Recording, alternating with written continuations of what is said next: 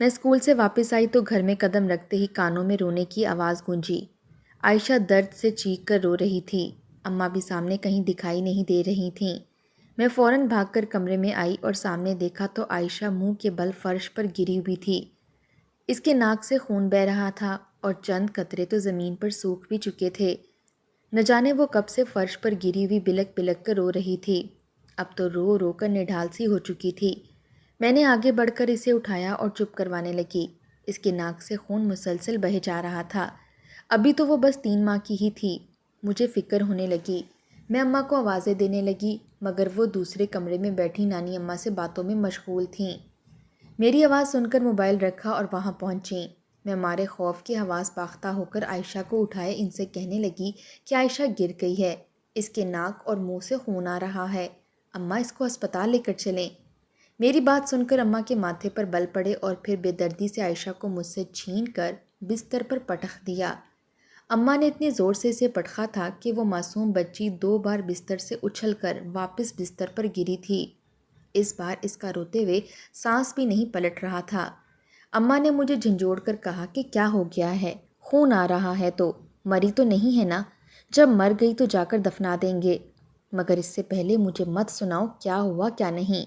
میری بلا سے آج کے آج ہی مرے۔ 3 ماہ سے میری زندگی اجیرن کر رکھی ہے اس لڑکی نے۔ نہ مرتی ہے نہ میری زندگی میں سکون آتا ہے۔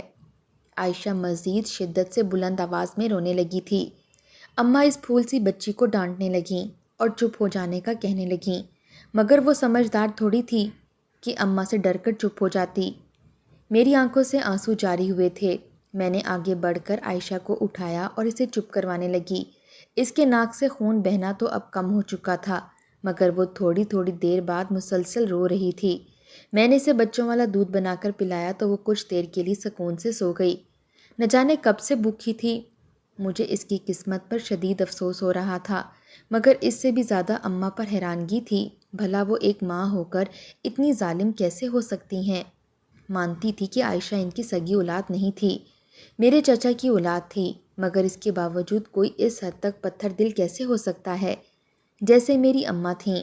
بیچاری عائشہ ابھی سے ہی اس قدر ظلم جھیل رہی تھی، نہ جانے بڑے ہو کر مزید اس کی زندگی کس حد تک تنگ ہو سکتی تھی۔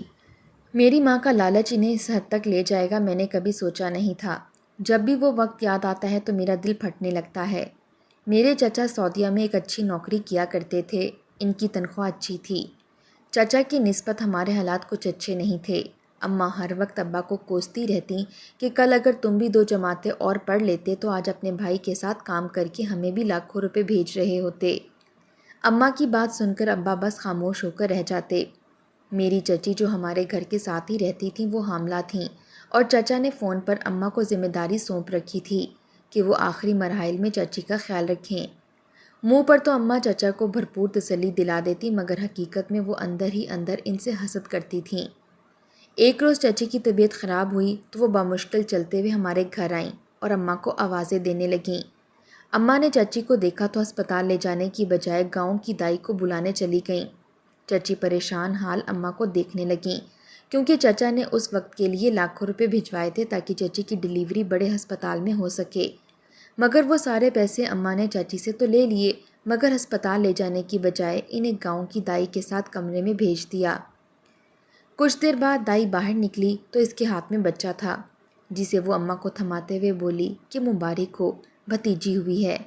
اماں نے نہ چاہتے ہوئے بھی اسے گود میں اٹھا لیا اور چچی کا پوچھنے لگیں۔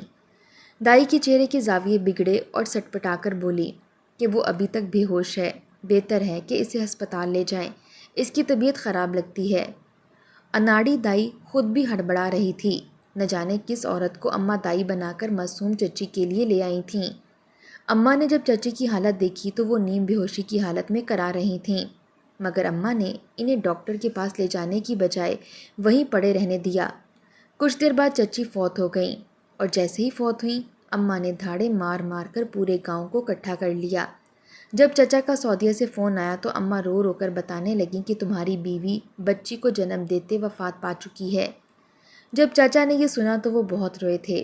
انہوں نے واپس پاکستان آنے کی بھی کوشش کی تھی مگر انہیں چھٹی نہ ملی اور وہ بے بس و مجبور وہیں بیٹھ کر کڑتے رہ گئے۔ چچی کی وفات کے بعد اب عائشہ کی ذمہ داری ہم پر ہی تھی۔ چچا کو جب یہ پتہ چلا تو وہ تھوڑے بہت مطمئن ہو گئے اور اماں سے کہنے لگے کہ میری بچی کا بہت سارا خیال رکھنا، میں باہر سے پیسے بھجواتا رہوں گا، بس اس کو کسی چیز کی کمی نہیں ہونی چاہیے۔ اماں تو چاہتی ہی یہ تھیں۔ وہ خوشی خوشی مان گئیں اور عائشہ کو گھر لے آئیں۔ آہستہ آہستہ گھر سے مہمانوں کا رش چلا گیا اور سب لوگ اپنی زندگیوں میں مصروف ہونے لگے۔ وہ معصوم سی چند دنوں کی بچی بار بار روتی رہتی۔ اماں نے اب اس پر بھی دھیان دینا چھوڑ دیا۔ عائشہ روتی رہتی تھی مگر اماں اسے دودھ بنا کر نہ دیتیں۔ ایک رات اس کو شدید بخار تھا۔ وہ بخار سے تڑپ رہی تھی۔ تھوڑی تھوڑی دیر بعد بخار کی شدت اور بھوک سے رونے لگتی۔ عائشہ صرف ایک ماں کی تھی۔ اماں کی نیند میں بار بار خلل آ رہا تھا۔ آج جب وہ بے تحاشا رونے لگیں تو اماں کو غصہ آ گیا۔ انہوں نے 2 تھپڑ عائشہ کو دے مارے۔ وہ بیچاری پھول سی بچی تڑپ کر رہ گئی اور پہلے سے بھی زیادہ شدت سے رونے لگی۔ میں ماں کے پاس سو رہی تھی۔ جب اماں کو دیکھا تو فوراً بھاگ کر اس کے پاس گئی اور اسے اٹھا کر سینے سے لگا لیا۔ عائشہ کو روتا دیکھ کر میرا اپنا وجود ڈر سے کپکپانے لگا تھا۔ اماں غصے سے چلا کر بولی کہ خود تو مر گئی اور اپنی گندی اولاد میرے سر پر ڈال گئی۔ اگر مجھے دیور سے ملنے والے پیسوں کی فکر نہ ہوتی تو کب کا اس کا بھی گلا دبا کر مار چکی ہوتی۔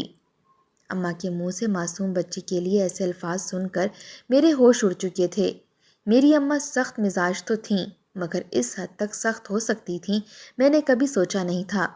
اماں کے سامنے تو کسی کی نہیں چلتی تھی۔ وہ انتہائی غصیلی اور سخت قسم کی عورت تھیں۔ ابا بھی کام کے سلسلے میں دوسرے شہر ہی رہا کرتے تھے۔ ابا کے سامنے اماں کا رویہ پھر کچھ بہتر ہو جایا کرتا تھا مگر یوں اکیلے میں تو وہ عائشہ کو ابھی سے ہی بہت مارتی تھیں۔ دسمبر کا مہینہ تھا اور سردی اپنے جوبن پر تھی۔ اس کے باوجود اماں نے عائشہ کو باریک کپڑے پہنا رکھے تھے۔ وہ چلنے پھرنے کے قابل ہو چکی تھی۔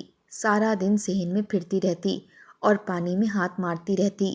اس کے کپڑے گیلے ہو جاتے تو ٹھنڈک سے کپکپانے لگتی۔ اب تو اماں نے اس پر بالکل ہی دھیان دینا چھوڑ دیا تھا۔ اگر وہ ذرا سی غلطی کرتی تو اسے بہت مارا کرتیں۔ عائشہ کی سفید دودھ جیسی رنگت پر نیل کے نشان بنے ہوئے تھے جو اماں کے ظلم کا منہ بولتا ثبوت تھے۔ ہر ماں جو ہی چچا پیسے بھیجتے تو اماں کی خوشی کی کوئی انتہا نہیں رہتی۔ وہ یہ پیسے عائشہ کی پرورش کے لیے بھیج رہے تھے تاکہ اس کی تمام تر خواہشات کو پورا کیا جا سکے۔ مگر سچ بات تو یہ تھی کہ اماں نے ان میں سے 1 روپیہ بھی عائشہ پر نہیں لگایا تھا۔ ان پیسوں سے وہ ڈھیر سارے کپڑے اور باقی کا سامان خریدتیں اور ان پیسوں کو خود پر مجھ پر خرچ کیا کرتی تھیں۔ ان پیسوں کی جو اصل حقدار تھی وہ تو بس اماں کے ظلم ہی سہ رہی تھی۔ آہستہ آہستہ وقت گزرتا چلا گیا اور عائشہ بڑی ہو گئی۔ ابا بھی اماں کی باتوں میں آ کر اب ان جیسے ہو چکے تھے۔ رہی میں تو میری بھی اس گھر میں کوئی خاص اہمیت نہ تھی۔ وجہ یہ تھی کہ میری جنس لڑکی ذات تھی۔ ابا اور اماں کو تو پہلی اولاد ہی بیٹا چاہیے تھا۔ وہ میری کسی بات کو خاطر میں نہیں لاتے تھے۔ میں نے پھر کچھ تعلیم حاصل کر لی تھی مگر عائشہ نے تو اسکول کا رخ بھی نہیں کیا تھا۔ وہ 5 سال کی تھی جب اماں نے اس کو گھر کے کام سکھانا شروع کر دیے تھے۔ وہ اماں سے بہت ڈرتی تھی۔ اس کے ننھے ہاتھوں نے بچپن سے ہی سارے کام کرنا شروع کر دیے تھے۔ اماں سارا دن بیٹھی رہتی اور عائشہ پر حکم چلاتی رہتی۔ جب تک عائشہ کی عمر 12 سال ہوئی تو وہ گھر کے سبھی کاموں میں ماہر ہو چکی تھی۔ اس کی سفید دودھیا رنگت وقت کے اور حالات کے ساتھ ساتھ ماں کا ظلم سہتے ہوئے سانولی ہو چکی تھی۔ اس کے چہرے پر جگہ جگہ زخموں کے نشان اب کالے دھبے بن چکے تھے۔ وہ بالکل بھی خوبصورت نہیں رہی تھی۔ اس کا رنگ پھیکا پڑ چکا تھا۔ چچا اب بھی پیسے بھجواتے تھے۔ وہ مطمئن تھے کہ عائشہ کی پرورش محفوظ ہاتھوں میں ہے، اس لیے انہوں نے واپس چکر لگانے کی کوشش نہیں کی تھی۔ وہ کبھی کبھار عائشہ سے فون پر بات کر لیا کرتے تھے۔ اماں نے اسے ڈرا رکھا ہوا تھا کہ خبردار جو ابا کو کچھ بھی بتانے کی کوشش کی ورنہ مجھ سے برا کوئی نہیں ہوگا۔ دن بدن بڑھتی مہنگائی اور اماں کا لالچ اب مزید بڑھتا چلا جا رہا تھا۔ چچا ہر ماہ 1 لاکھ روپیہ بھجوایا کرتے تھے مگر اس کے باوجود اماں ناخوش تھیں۔ اماں نے عائشہ کو اب دوسروں کے گھروں میں کام کے لیے بھیجنا شروع کر دیا۔ عائشہ بیچاری نہ بھی نہیں کر سکتی تھی۔ میں نے اماں کو سمجھانے کی کوشش کی مگر وہ نہ مانی۔ عائشہ گھر کا کچھ کام کر کے پھر بڑے گھروں میں کام کرنے چلی جایا کرتی تھی۔ ایک روز جب وہ واپس آئی تو اس کی رنگت زرد پڑ چکی تھی۔ وہ خوف کی مورت بنی ہوئی تھی۔ میں نے جب اس کی یہ حالت دیکھی تو مجھے کچھ تشویش ہوئی۔ میں نے عائشہ سے پوچھا تو وہ کچھ نہ بولی۔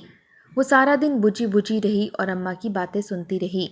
اگلے چند روز تک ایسا ہی چلتا رہا، مگر ایک دن جب وہ واپس گھر لوٹی تو اس کا چہرہ سرخ ہو رہا تھا، بال بکھرے تھے۔ میں نے غور کیا تو اس کے چہرے پر تماچے کے نشان بھی تھے۔ میں نے عائشہ سے سوال کیا تو وہ آج میرے گلے لگ کر پھوٹ پھوٹ کر رونے لگی اور بولی کہ باجی، وہاں کے صاحب بہت گندے ہیں، وہ مجھے اپنے پاس بلا کر غلط حرکتیں کرتے ہیں۔ کئی دنوں سے ایسا ہی چل رہا ہے۔ آج جب میں نے شور مچایا تو وہ مجھے تھپڑ مار کر گلا دبانے لگے اور بولے کہ خبردار کسی کو بتایا ورنہ یہیں کاٹ کے رکھ دوں گا۔ میرے پیچھے اماں بھی کھڑی عائشہ کی باتیں سن رہی تھیں۔ میں نے اماں کو دیکھا اور بولی کہ اماں، اب عائشہ وہاں نہیں جائے گی۔ اماں اس پل خاموش ہو گئیں۔ میں نے سوچا کہ چلو اماں میں اس حد تک نرمی تو موجود ہے، مگر شاید یہ بھی میری ہی مثبت سوچ تھی۔ کچھ دیر بعد اماں کسی سے فون پر بات کرنے لگیں اور بولیں کہ سردار صاحب، اس بچی کو کیسے ڈرا کر رکھا ہے آپ نے؟ یہ تو 2 دن میں ہی گھر آ کر سارا راز اگلنے لگی ہے۔ اسے اپنے قابو میں رکھیں اور اس کے ساتھ ساتھ موٹی رقم بھی تیار رکھیں۔ یہ بچی صرف اور صرف ایک منافع کی طور پر میں نے گھر میں پال رکھی ہے۔ اماں کے الفاظ سن کر میرا دل کانپ کر رہ گیا۔ بھلا وہ اس حد تک بھی گر سکتی تھیں؟ میں نے کبھی سوچا بھی نہیں تھا۔ میری آنکھوں میں حیرت بے یقینی سے آنسو آ چکے تھے۔ اماں جب واپس پلٹیں تو مجھے دیکھ کر ایک پل کو ان کے اوسان خطا ہو گئے۔ میں رو کر کہنے لگی کہ کچھ تو خدا کا خوف کر لیں، آپ مسلمان ہیں، آخر کیوں پیسوں کی لالچ میں اس حد تک گر چکی ہیں کہ آپ نے اب عائشہ کو اس کام کے لیے بھی… میری بات ادھوری رہ چکی تھی۔ اماں کے ماتھے پر بل پڑے اور بولیں کہ بس بس، زیادہ میری ماں بننے کی کوشش نہ کرو۔ جانتی ہوں 2 جماعتیں پڑھ لی ہیں، اب ماں پر لیکچر مت جھاڑو۔ اولاد کی پرواہ ہمیشہ ماں باپ کرتے ہیں، باقی کے رشتے نہیں۔ اگر اس کی ماں فوت ہو گئی تو باپ تو تھا، کیوں نہیں آیا ان 12 سالوں میں؟ اس نے تو اپنی بچی کو ابھی تک شکل بھی نہیں دیکھی۔ لاکھوں کماتا ہے اور آ کر اپنی بچی کو واپس سعودیہ نہیں لے جا سکتا۔ اگر اس کے باپ کو اس کی ضرورت نہیں تو کم از کم میری ضرورتیں تو پوری کرے۔ اتنا کہہ کر اماں وہاں سے جا چکی تھیں۔ مجھے اپنے وجود سے گھن آئی تھی۔ اگلے روز اماں نے زبردستی عائشہ کو واپس ادھر کام کے لیے بھیج دیا۔ میں نے روکنے کی کوشش کی تو اماں مجھے بھی تھپڑ مار گئیں اور میں بس ہسک کر رہ گئی۔ میرا دل چاہا کہ جا کر گاؤں والوں کو سب کچھ بتا دوں یا راتوں رات عائشہ کو لے کر اس گھر سے بھاگ جاؤں، مگر سوچنے لگی کہ اگر چلی جاتی تو رہتی کہاں، کھاتی کہاں سے اور بسیرا کہاں کرتی؟ میرے پاس تو تعلیم بھی نہیں تھی۔ اماں کا رویہ تو اب میرے ساتھ بھی بدلتا چلا جا رہا تھا۔ اسی روز اسی امیر مرد کو فون کیا اور کہنے لگیں کہ مجھے اپنی 17 سالہ بیٹی کے لیے رشتہ چاہیے۔ لڑکا امیر ہونا چاہیے اور بری میں اسے لاکھوں دینے والا ہو بس۔ اماں کے الفاظ سن کر میری روح کانپ چکی تھی۔ یعنی وہ اپنی اکلوتی بیٹی کا سودا کرنے سے بھی باز نہیں آئی تھیں۔ وہ تو صفاق دلی کی حدود پار کر رہی تھیں۔ نہ جانے ایک عورت ہو کر وہ کیسے اپنی ہی اولاد کی دشمن بن بیٹھی تھیں۔ اس روز عائشہ کافی دیر سے گھر لوٹی تھی۔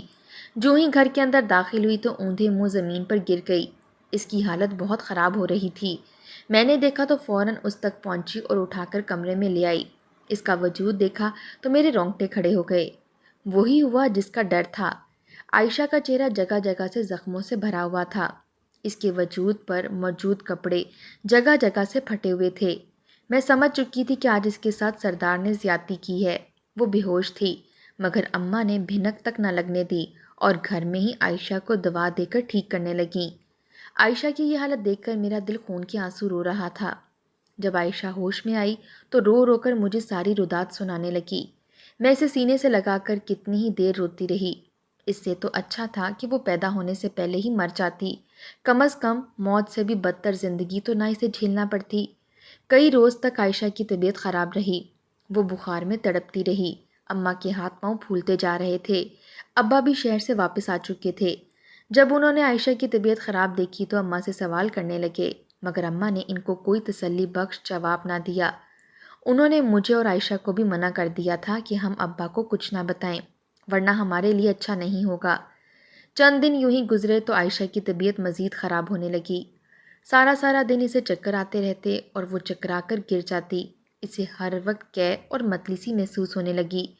ایک روز اماں اسے ڈاکٹر کے پاس لے گئیں اور پھر ڈاکٹر نے جو بتایا وہ سن کر ہمارے پیروں کے نیچے سے زمین نکل گئی۔ عائشہ 12 سال کی عمر میں ہی حاملہ ہو چکی تھی۔ اس روز اس امیر زادے نے عائشہ کے ساتھ زیادتی کی تھی۔ اس درندے صفت انسان نے عائشہ کو حاملہ کر دیا تھا۔ عائشہ جب گھر آئی تو رو رو کر مجھے بتانے لگی، مگر حیرانی کی بات تو یہ تھی کہ اماں نے اس کا حمل ضائع نہیں کروایا تھا۔ اماں تو ہر بات میں اپنا فائدہ اور منافع سوچا کرتی تھیں۔ اس میں بھی اس نے ضرور کوئی منافع سوچا ہوگا۔ ابو کو جب تشویش ہوئی تو وہ ماں سے سوال کرنے لگے۔ اماں نے ان کو جب یہ بتایا تو وہ آگ بگولا ہو گئے، مگر اماں نے بات پر قابو پاتے ہوئے کہا کہ غصہ کرنے کی ضرورت نہیں ہے، اس کے بدلے میں نے سردار سے لاکھوں روپے ہتھیانے ہیں، اور اب جب سردار کو پتہ چلے گا کہ اس کی وجہ سے عائشہ حاملہ ہو چکی ہے تو میں اسے 20-30 لاکھ اور ہتھیا لوں گی۔ اس کے بعد تو ہماری زندگی آرام سے کٹ جائے گی۔ صرف اتنا ہی نہیں، اماں تو یہ بھی پلان بنا چکی تھیں کہ وہ عائشہ کا حمل نہیں کروائے گی، اور جب وہ بچہ پیدا ہوگا تو اس سے بھی بیچ کر پیسے کما لے گی۔ ماں کی یہ سوچ جب میں نے سنی تو میرا دل چاہا کہ خود اور عائشہ دونوں کو زہر دے کر اس دنیا سے چلی جاؤں۔ اس حالت کے باوجود وہ سارا دن کام کرتی رہتی اور تھک ہار کر بے ہوش ہو کر گر جایا کرتی۔ اماں کے آگے عائشہ کی اہمیت ایک جانور سے بھی بدتر تھی۔ لوگ اپنے جانوروں پر بھی کچھ رحم کر لیا کرتے تھے، مگر اماں کو تو عائشہ پر بھی رحم نہیں آتا تھا۔ ان کے لیے تو وہ کام کرنے والی مشین تھی اور پیسے دینے والا ایک منافع بخش سرمایہ تھا۔ مجھے اپنے اماں اور ابا سے شدید نفرت ہونے لگی تھی۔ میں اب انتظار میں تھی کہ ماں کا موبائل میرے ہاتھ لگے اور میں چچا کو فون کر کے سب کچھ بتا سکوں، مگر اماں اپنے موبائل کو ہاتھ بھی لگانے نہیں دیتی تھیں۔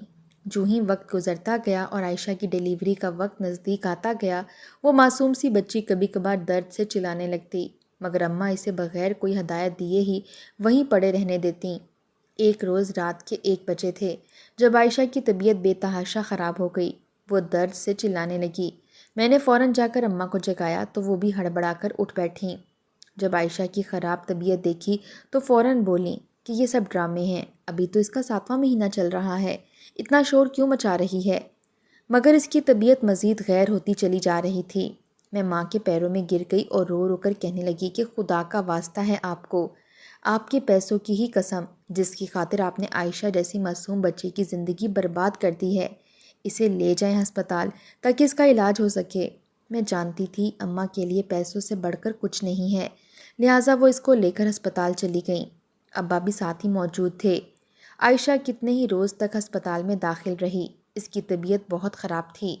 ڈاکٹرز کا کہنا تھا کہ ہم ماں بچے میں سے کسی ایک کو ہی بچا سکتے ہیں۔ میری اماں فوراً بولی تھیں کہ بچے کو بچائیں، ہمیں اس کی ضرورت ہے۔ 4 دن تک عائشہ اسپتال میں ہی زندگی اور موت کی جنگ لڑتی رہی۔ چوتھے دن جب اس کا آپریشن تھا تو ماں بہت خوش تھیں۔ انہوں نے اس جوڑے کو بلا لیا جنہیں بچہ دینے کا وعدہ کیا تھا، اور بدلے میں 15 لاکھ روپے مانگے تھے۔ جب عائشہ کو آپریشن تھیٹر کے لیے لے جانے لگے تو ہسپتال میں اماں کے پیچھے ایک شخص نے قدم رکھے۔ وہ شخص کوئی اور نہیں بلکہ میرے چچا ہی تھے، جو آج 12-13 سال بعد واپس پاکستان آ چکے تھے۔ اماں نے جب چاچا کو دیکھا تو ان کے ہوش اڑ گئے۔ ابا بھی بکھلا کر رہ گئے تھے۔ چاچا نے اپنی بیٹی کی حالت دیکھی تو وہ تڑپ کر رہ گئے۔ عائشہ نے آج سے پہلے ابا کو تصویروں میں ہی دیکھا تھا، آج جب اپنے سامنے دیکھا تو رو رو کر بے ہوش ہو گئی۔ ڈاکٹروں کو اس کی طبیعت دیکھ کر یہ گمان ہونے لگا کہ شاید وہ مر چکی ہے۔ چاچا نے جب اپنی بچی کی یہ حالت دیکھی تو ساری کہانی سمجھ گئے۔ آخر چچا کو فون کر کے میں نے ہی سعودیہ سے بلوایا تھا۔ اس روز اماں موبائل گھر ہی چھوڑ گئی تھیں۔ ساری حقیقت سے میں نے چاچا کو آگاہ کر دیا۔ چاچا نے ایک لمحے کی بھی دیری لگائے بغیر اماں، ابا اور اس سردار کو پولیس کے حوالے کر دیا۔ اماں ابا کو حوالات میں دیکھ کر مجھے آج ذرا بھی دکھ نہیں تھا۔ میرے دل میں ان کے لیے نفرت آ چکی تھی۔ عائشہ کا آپریشن ہوا اور اس نے ایک بچے کو جنم دیا تھا۔ خدا کے فضل سے وہ بھی محفوظ تھی اور خطرے سے باہر تھی۔ چاچا مجھے اور عائشہ کو اپنے ساتھ سعودیہ ہی لے گئے۔ آج اس واقعے کو 10 سال بیت چکے ہیں۔ میری شادی چچا کی دوست کے بیٹے کے ساتھ ہو چکی ہے، جبکہ عائشہ 22 سال کی عمر میں 10 سال کے بیٹے کی ماں بن چکی ہے۔ آج شام اس کا بھی نکاح ہے۔ ایک شخص نے اس کی روداد جاننے کے باوجود اس سے نکاح کی حامی بھری ہے۔ اب یہی دعا ہے کہ خدا تعالیٰ اسے ہر دکھ سے دور رکھے اور خوشیوں بھری زندگی عطا کرے۔ آمین۔